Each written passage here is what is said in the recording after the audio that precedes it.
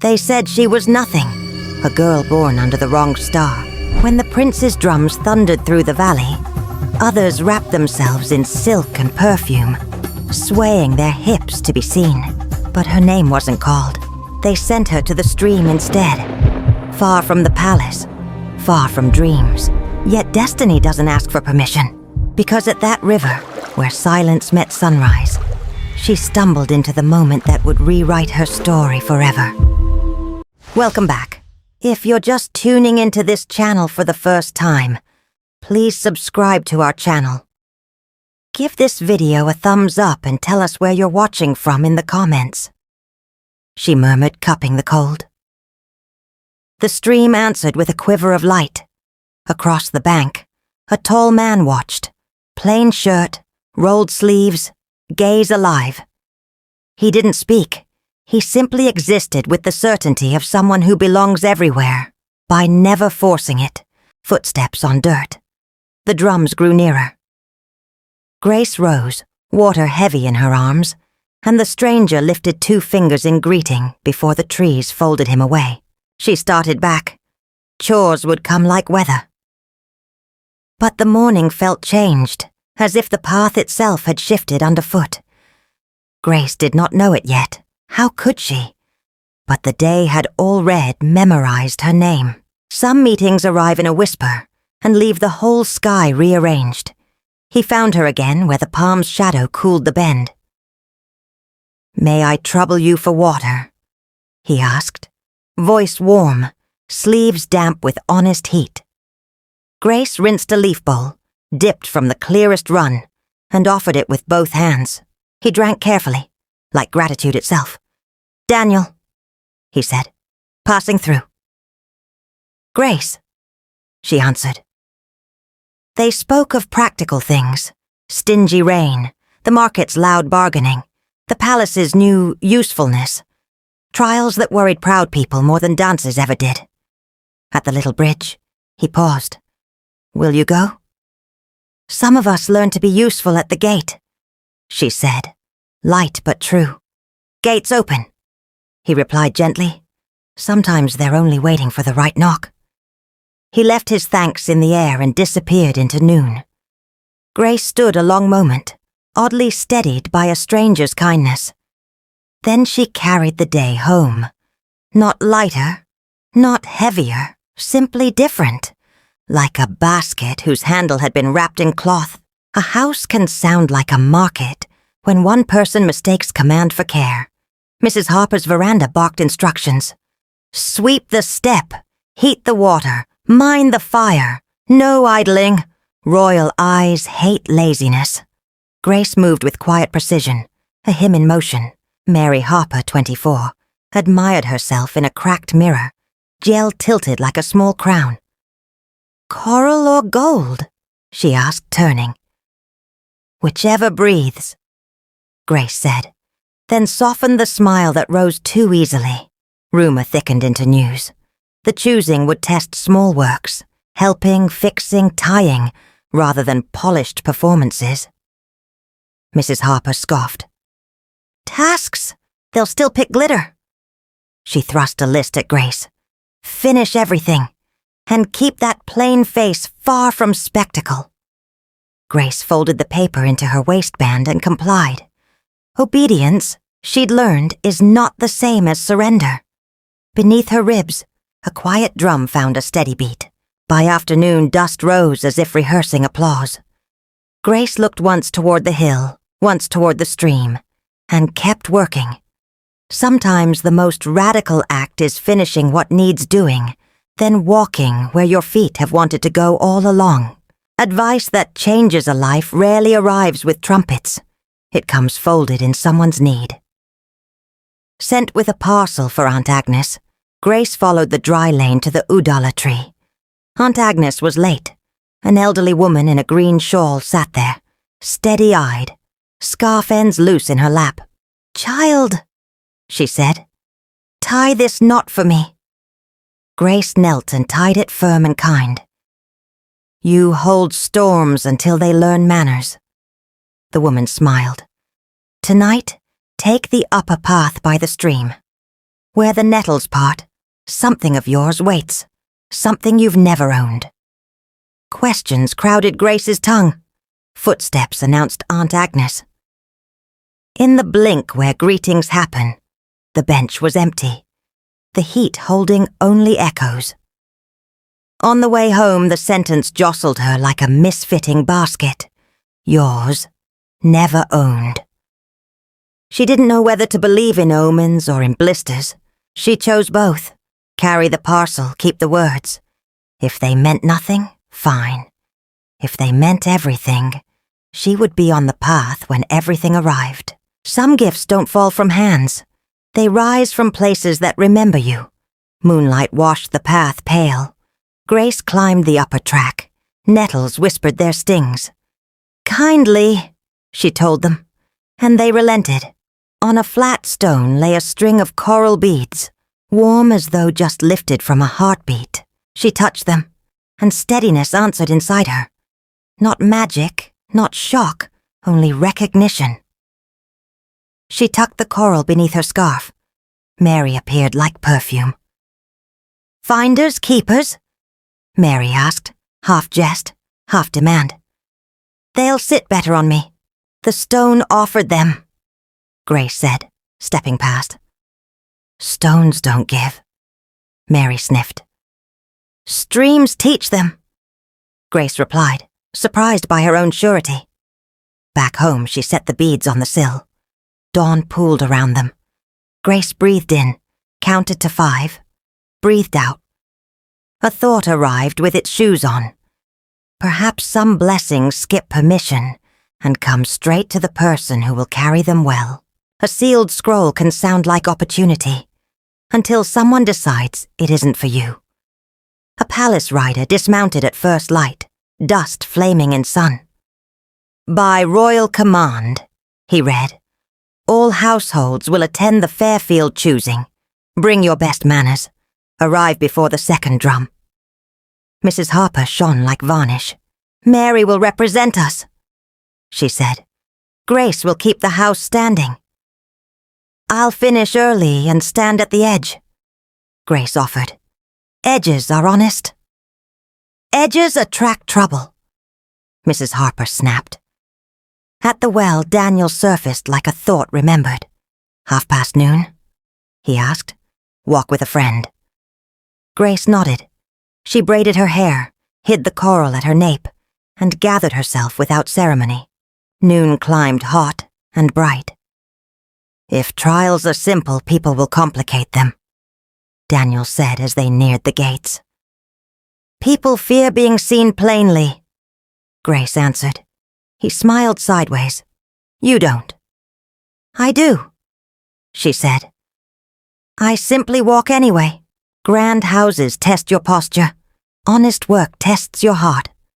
Fairfield Palace rose white against palm shade, its arches patient, its courtyards full of sun. Villagers lined the walks, grown faces threaded with hope. Grace wore neat sky blue, coral tucked where resolve could feel it. Daniel kept her near a linden. Rooms like these forget kindness, he murmured. A steward lifted a cowtail switch. 3 stations, 3 small works, not performance-proof. Relief and panic shared a glance in the crowd. Mrs. Harper's stare found Grace and pinned her to bark. Mary waved, bracelets chiming careful music. Whatever they ask, Daniel said quietly. Give them the honest version. Grace nodded. Honest versions were the only ones she knew. The first bell rang. The palace inhaled. Birds paused as if they, too, admired steady hands. Character isn't loud. It's accurate. First, fabric spilled from a seamstress's basket onto wet stone. People hesitated, calculating stains versus attention. Grace knelt, lifted each piece, checked a weak hem, tucked it fast, returned the stack and the calm. Second, a serving man trembled at a narrow arch, clay cups quivering. Grace stepped backward through the bottleneck, steadying his tray without stealing his roll. Third, a gust teased a canopy rope toward mischief. Grace climbed a stool and tied a fisherman's knot. Over, under, pull, tuck. Taught by Lantern years ago, the steward wrote. Guards watched, surprised to find themselves moved by usefulness. Ordinary, Grace whispered to herself. Essential, Daniel whispered back. The second bell rang. A heron traced slow grammar over the pond. The day kept listening. Before announcements, the world often offers a mirror. In the garden shade, Daniel handed Grace ginger water. He noticed the slip of red at her scarf.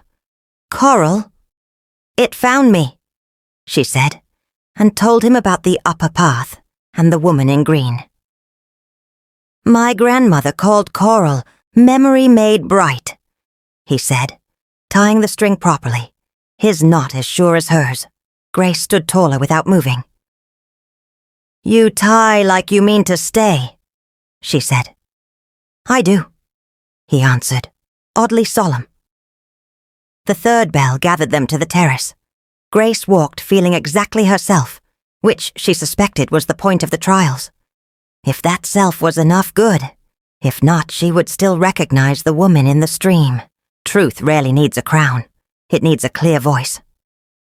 A young man stepped forward, stillness that drew attention without asking. Friends, he said. My name is Daniel Fairfax. A rustle moved the crowd like tall grass.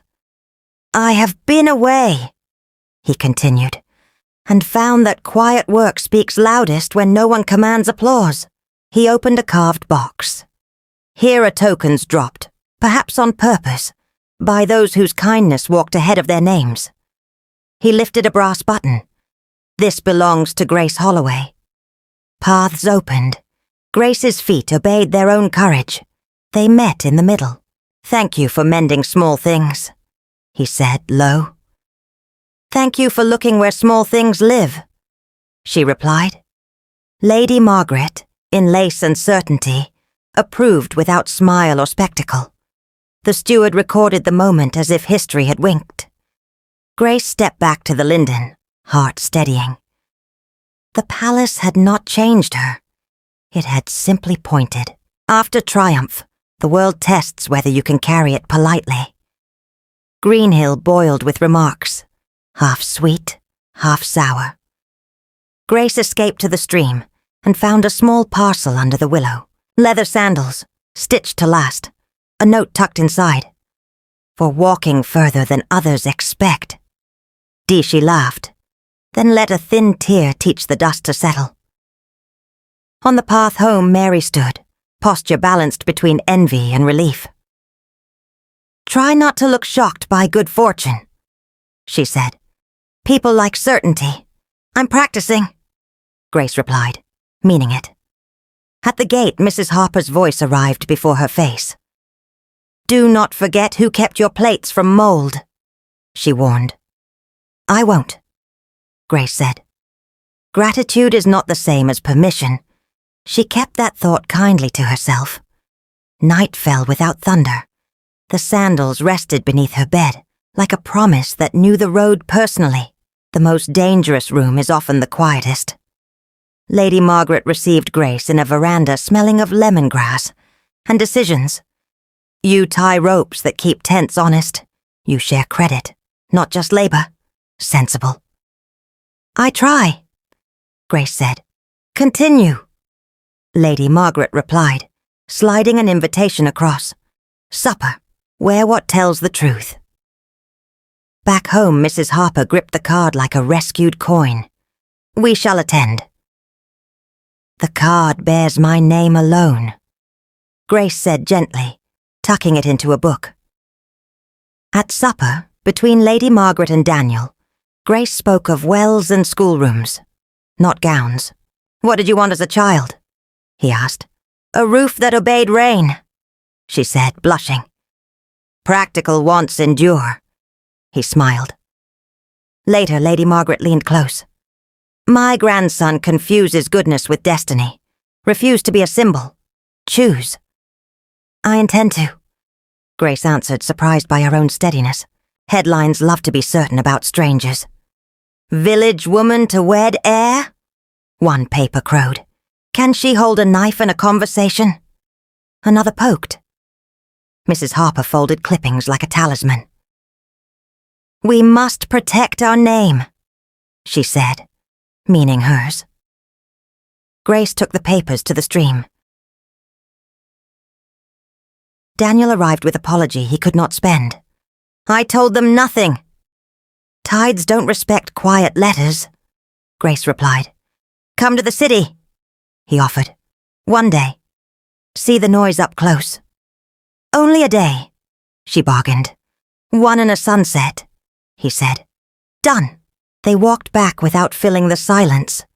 Some companionship is best measured by how well it allows thought to breathe. Cities make you small only if you forget how to stand. Dawn bus. Bridges striding across a broad river. Markets speaking 3 languages at once. A bookshop smelling of rain, dust, and argument. Choose one, Daniel said. Grace picked a second-hand atlas threaded with pencil maps from a stranger who loved lakes. Other people's maps show where courage hides, she said. They ate roasted corn, watched traffic write modern thunder, crossed a bridge while laughter tried its luck. Do you feel erased? He asked. No, she said, only reminded to be specific. They returned under evening rain. City light slid over their hands like an unmade promise, learning its words. Greenhill's palms welcomed them with relief and red dust. Grace slept with the atlas nearby. Some tools don't weigh much but lift everything. Trouble arrives strongest when it is sure you are tired. A letter sealed in red threatened the Holloway compound. Claims, ledgers, signatures that ran like frightened ink. Mrs. Harper surprised herself. No one turns you out while I breathe. Breath is not a document, but it can be a start. Grace took the paper to the stream. Daniel joined, jaw set. We'll unpick it. It isn't your work. You are, he said. Simple, not grand. Mr. Holt, the village solicitor, examined the claims, humming at dates that forgot themselves. He tapped a flourish too eager to impress. Forgery, he concluded. It crows at the wrong hour. Relief did not celebrate. It exhaled. Grace let the false copy soften in water until it told the truth by disappearing. That night, the house felt lighter by the exact weight of one bad idea. Love that builds is louder than love that announces. Daniel brought a bench and a hammer. The schoolroom needs seats, he said. Readers sit straighter on honesty. On Tuesdays, Grace coaxed letters toward adult mouths, long convinced they were not welcome. She bribed nerves with biscuits, impatience with riddles, pride with patience. Daniel planed timber outside, failing publicly and improving visibly. Lady Margaret visited, eyes soft with unsentimental praise. If you keep at this, she told Daniel, the palace will stop being a museum and start being a workshop. Good, he said. Grace walked home with sawdust in her hair and good tired in her bones. At the stream, she whispered, more of this. The water shimmered as if agreeing to a contract only the faithful understand. Some apologies wear work clothes. Mary arrived with laundry and a confession that needed air. He was meant to see me, she admitted, folding neatly. He saw your nerve at the trials, Grace said. He called it brave. Mary stared at the canopy rope. I can't tie this to save my dignity. Over, under, pull, tuck. Grace showed, hands guiding. Knots keep tents honest and boats from wandering. A knot won't fetch me a crown. Mary muttered, but her fingers repeated the lesson until memory took root. They worked without hissing. History softened. At the fork, Mary paused. If the palace calls you, don't forget how to sit on the floor. Chairs change people. I prefer the floor. Grace smiled. Mary laughed, surprised, lighter. You would. Sometimes peace begins with rope. Applause means most when nobody demands it. Lady Margaret announced an evening of work and praise. No ball, no pomposity. The great room turned village. Stools mended, raffia threaded, bread folded right, breathing steadied by a midwife's calm cadence. Grace ran a reading table. Daniel played a borrowed guitar poorly with excellent joy. Mary read a poem too tall and was applauded for bravery rather than polish. When the steward chimed a handbell, Lady Margaret lifted her glass. Rooms are best when they look better, after work has been done in them. She gestured toward Grace without naming her. The room followed the gesture anyway. Walking home, Daniel grinned. Will you marry me for my grandmother's sentences? For your stubborn kindness, Grace said. The word marry hung between them. Gentle, possible, unforced. Destiny often returns disguised as someone you once helped. At market, Coral warmed against Grace's skin, as if recognizing kin. The woman in the green shawl appeared, hand resting on a coil of plain twine. You chose the path that needed choosing, she said. I tied some knots, Grace replied. Knots become bridges. The woman smiled. She tapped the coral. This remembers its rightful neck. Keep it away from applause that bites. Who are you? Grace asked. A housekeeper once, came the answer. In the days when palaces listened to brooms. Now I keep stories. She bought twine, because worlds hold together with twine, and vanished like shade returning to a tree. Grace left with thread she didn't strictly need, and a steadier step she absolutely did. Promise first asks who you plan to remain.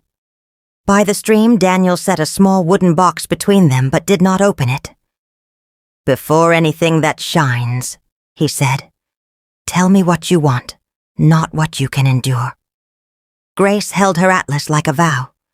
Keep our compound, teach until doubt reads faster than me. Turn the palace into a workshop with windows.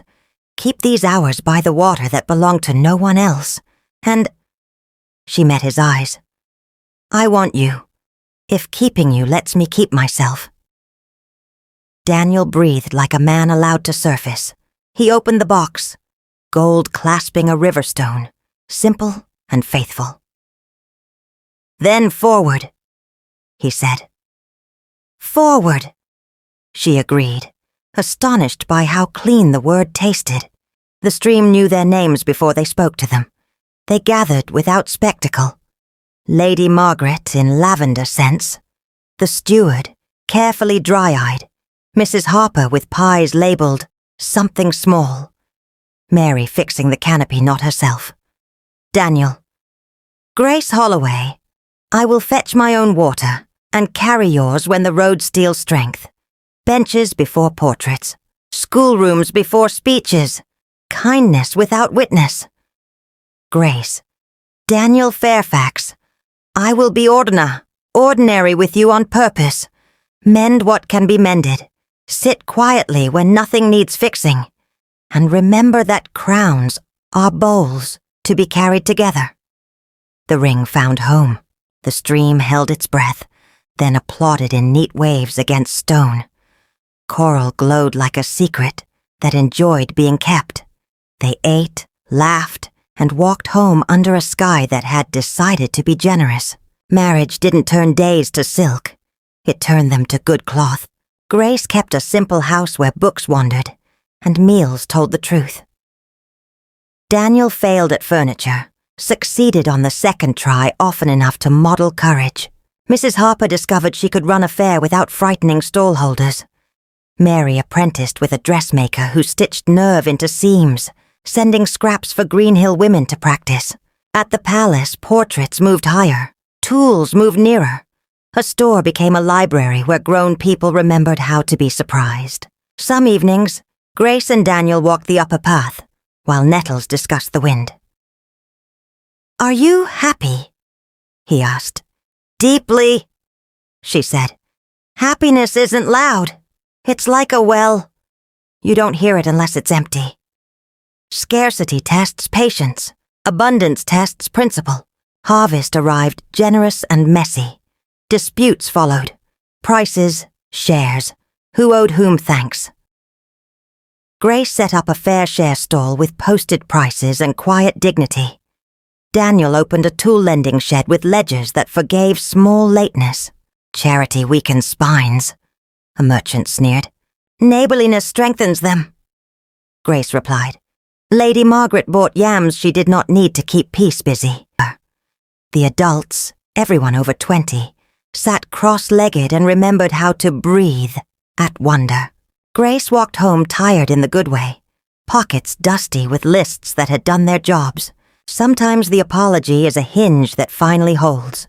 Grace visited her old doorway carrying flour, soap, and new hinges. Mrs. Harper opened wearing a face that had rehearsed hardness for years. I brought sensible things, Grace said. Sensible is my favorite, Mrs. Harper answered, surprising herself. They fixed the door together in a silence that turned purposeful. Mary swept while humming a city tune that knew its village. When the hinge sat true, Mrs. Harper touched the coral gently. I was severe because I was afraid, she said. Severe was cheaper than hope.